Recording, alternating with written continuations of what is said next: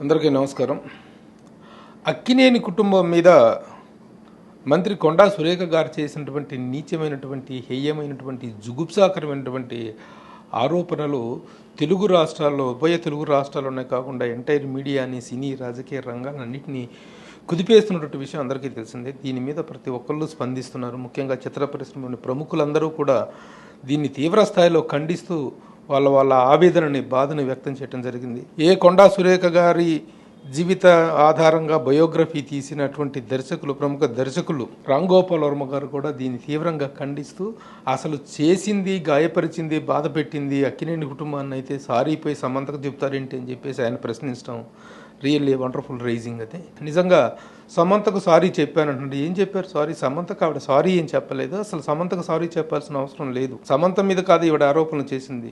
ఈవిడ ఆరోపణలు చేసింది ఒక ప్రతిష్టాత్మకమైనటువంటి అక్కినేని కుటుంబం మీద.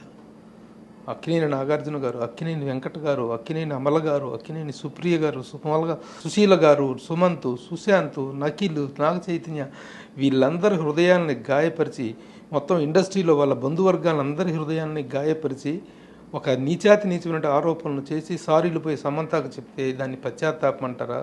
దాన్ని రియలైజేషన్ అంటారా? కేవలం ఏదో ఒకటి మొహాన పడేస్తే సరిపోతుంది అనుకుంటున్నా. అదే ఆవిడకి నేను సారీ కూడా చెప్పలేదు, ఉపసంహరించుకుంటున్నానని చెప్పారు.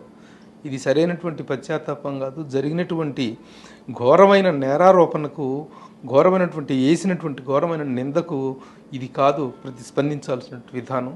అలాగే రాజకీయ నాయకులు కూడా దీన్ని తీవ్ర స్థాయిలో ఖండించాలి. ప్రతి ఒక్కళ్ళు ఖండించాల్సినటువంటి విషయం. ఎందుకంటే మొదటి నుంచి ఎన్నో దశాబ్దాలుగా తెలుగు వారి జీవన విధానంలో ఒక భాగంగా మమేకమైనటువంటి కుటుంబం అక్కినేని కుటుంబం అంటే, ఆ కుటుంబం మీద ఇంత నీచమైనటువంటి నింద వేసి మీ రాజకీయమైనటువంటి కక్షలు, రాజకీయమైనటువంటి కార్పణ్యాలు ప్రతిరోజు ఏవో ఒకటి అనుకోవటం, తిట్టుకోవటం, కొట్టుకోవటం అనేటువంటి ఒక రాజకీయ రచ్చలోకి ఆ మొహాన పూసి తొడ్డును తుడిచేసుకొని పోయేటువంటి వ్యవహారం కాదు ఇది. ఒక కుటుంబ ప్రతిష్టకు సంబంధించిన విషయం. కాబట్టి ప్రతి ఒక్కరూ దీన్ని తీవ్ర స్థాయిలో స్పందించాల్సిన అవసరం ఉంది. రామ్ గోపాల్ వర్మ గారు చెప్పినట్లుగా దీన్ని ఇంతటితో వదిలేయటం, సారీలతో వదిలేయటం కాదు. దీని మీద ఒక తీవ్రమైనటువంటి ప్రతిఘటన, ప్రతిచర్య ఉండాలని చెప్పి రామ్ గోపాల్ వర్మ గారు చెప్పినటువంటి మాట నిజం. కాబట్టి మీడియా పక్షాన్ని ఈ విషయాన్ని నేను తీవ్ర స్థాయిలో ఖండిస్తున్నాను. మీడియాలో ప్రతి ఒక్కరు కూడా దీని మీద స్పందించాలని కోరుకుంటున్నాను.